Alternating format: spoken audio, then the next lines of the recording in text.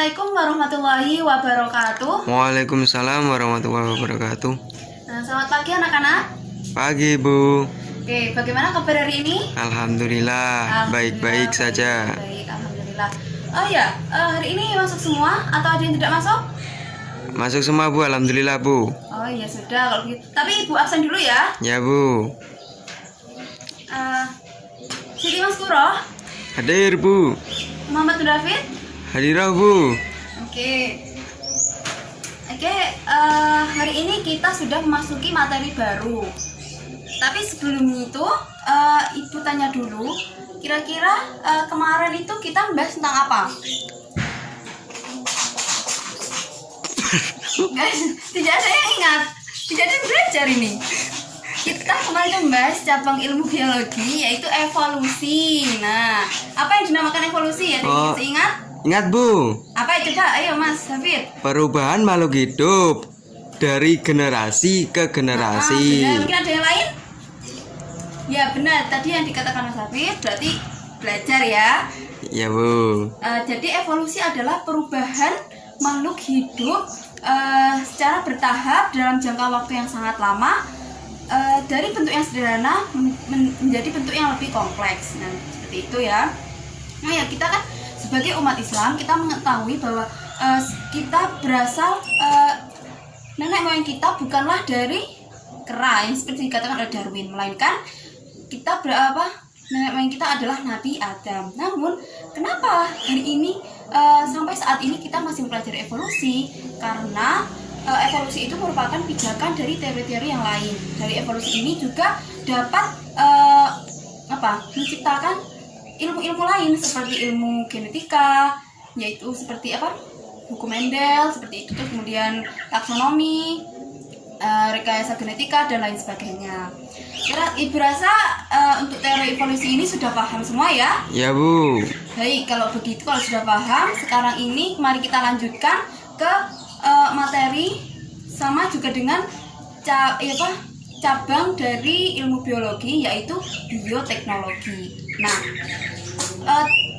tujuan dari pembelajaran kita hari ini adalah untuk mengetahui apa itu bioteknologi, kemudian macam-macamnya bioteknologi, dan untuk mengetahui juga bagaimana cara pembuatan dari produk bioteknologi konvensional. Untuk bioteknologi modern, kita cukup mengetahui apa itu bioteknologi modern dan untuk mempraktekkan salah satu dari hasil bioteknologi modern. Oke, kembali ke laptop. Jadi bioteknologi itu berasal dari 3 kata, yaitu bio, tekno, dan logos atau logi. Bio berarti Hidup. benar. Kemudian tekno atau tekos berarti, jadi tekno itu adalah alat. Kemudian logi atau logos yang berarti Ilmu. Benar. Jadi bioteknologi adalah cabang ilmu yang memanfaatkan makhluk hidup serta produk dari makhluk hidup untuk produksi suatu barang atau jasa untuk meningkatkan kesejahteraan manusia. Nah, bioteknologi sendiri tekniknya itu ada 2, yaitu bioteknologi konvensional dan bioteknologi modern. Yang pertama yaitu bioteknologi konvensional atau bioteknologi tradisional. Kira-kira apa itu? Ilmu yang mempelajari tentang pemanfaatan teknologi bagi makhluk hidup. Benar. Jadi bioteknologi konvensional itu adalah bioteknologi yang masih dilakukan secara sederhana dan memanfaatkan organisme secara langsung dengan proses fermentasi. Nah, bioteknologi konvensional ini biasanya tidak diproduksi dalam jumlah yang banyak, dan produk dari bioteknologi konvensional ini biasanya berupa makanan. Nah, kira-kira apa contoh dari bioteknologi konvensional berdasarkan proses fermentasi? Kira-kira apa? Tape Bu. Benar. Kemudian apa lagi? Tempe. Benar. Apa lagi? Ya Bu. Sebenarnya banyak sekali ya. Ada kecap, kemudian keju, kemudian nata de coco dan banyak sebagainya lagi. Oke, langsung saja Ibu bagi kelompok ya. Tidak langsung saja menurut ini ya, menurut baris per baris ini ya. Jadi ada 3 baris. Nanti Ibu akan mengirimkan 3 video ini untuk kelompok pertama, kelompok 1, 2, 3. Untuk kelompok 1 nanti akan membahas cara-cara pembuatan nata de coco, kelompok 2 pembuatan tape, dan kelompok 3 pembuatan tempe. Ibu beri waktu 10 menit, nanti kalian amati videonya dan diskusikan dengan kelompok kalian. Ibu tidak akan menunjuk siapa yang akan mempresentasikan ke depan, tapi Ibu nanti kalian menentukan sendiri siapa yang akan mempresentasikan ke depan. Oke, sudah siap? Tidak ada pertanyaan lagi? Ya Bu. Oke, kalau begitu 10 menit dimulai dari sekarang. Oke, Ibu rasa sudah cukup ya, anak-anak 10 menit. Langsung saja Ibu tunjuk untuk kelompok 1. Silakan perwakilan dari kelompok 1 untuk mempresentasikan ke depan. Oke, beri aplaus untuk kelompok 1. Bagus sekali ya. Penjelasannya sangat runtut dan sudah jelas. Jadi benar, bakteri yang berperan dalam fermentasi nata de coco itu adalah Acinetobacter xylinum. Nah, ini lagi, kelapa yang digunakan itu kelapa yang tidak terlalu tua dan tidak terlalu muda. Nah, kemudian apa manfaat dari penambahan cuka? Nah, penambahan cuka itu agar pH-nya itu menjadi 4 sampai 5. Ini mendekati ke netral. Oke, selanjutnya kelompok 2. Silakan maju, perwakilannya maju ke depan untuk mempresentasikan. Oke, beri aplaus untuk kelompok 2. Bagus sekali ya, sama juga runtut pembahasannya, jelas. Jadi pembuatan tape itu mengubah pati menjadi glukosa. Lalu kenapa tape itu bisa menjadi lunak? Karena adanya karbohidrat yang mengubah menjadi glukosa dengan karbohidrat yang lebih sederhana. Selanjutnya kelompok terakhir, silakan perwakilan maju ke depan untuk mempresentasikan. Oke, beri aplaus untuk kelompok 3 dan beri aplaus untuk semua yang mewakili ke depan. Bagus sekali ya. Jadi ketiga-tiganya presentasinya sudah bagus dan sudah runtut. Nah, jadi antara ragi tempe dan ragi tape itu berbeda ya. Ragi tempe itu dihasilkan dari mikroorganisme jenis kapang, yaitu jenis Rhizopus, sedangkan ragi tape itu dihasilkan dari mikroorganisme jenis hamil, yaitu Saccharomyces. Jadi tidak bisa ragi tape digunakan untuk pembuatan tempe. Nanti justru tempenya akan menjadi lembek atau bahkan menjadi busuk. Jadi berbeda ya. Oke, mungkin sejauh ini masih ada yang ditanyakan atau masih ada yang dibingungkan? Tidak ada? Kalau tidak ada, Ibu lanjut ya. Selanjutnya yaitu teknik bioteknologi yang kedua, yaitu bioteknologi modern.